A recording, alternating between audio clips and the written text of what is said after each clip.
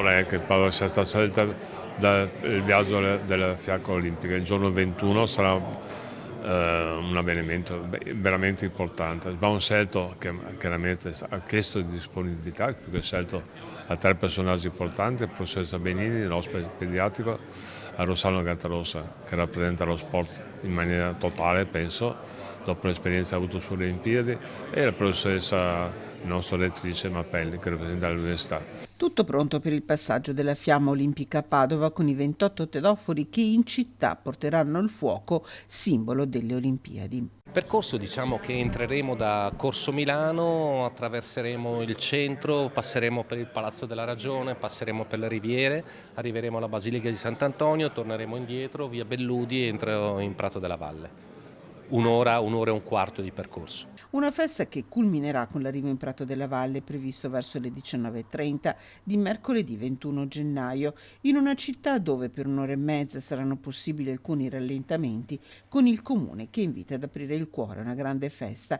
4 i tedofori scelti dal CONI, i fratelli Mauro e Mirko Bergamasco, la nuotatrice Novella Calligaris, il ciclista Silvio Martinello, 3 quelli individuati dal comune a incarnare altrettanti simboli e valori della città, come la salute, con la direttrice dell'hospice pediatrico Franca Benini, e poi l'università e lo sport.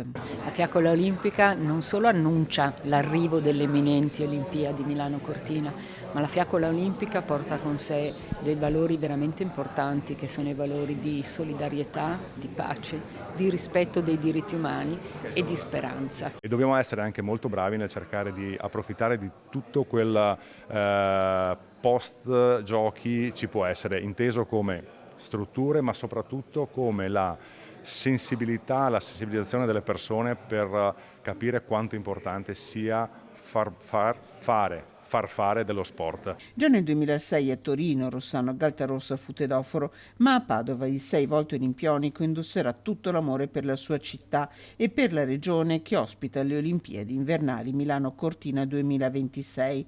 Tutto è pronto, assicura il CONI, con il presidente Dino Ponchio, che sarà tedoforo il 25 gennaio. Noi siamo pronti e lo testimonia in primis la famosa pista di bob, che è attiva già da oltre un mese, ospitando tutte le gare preolimpiche.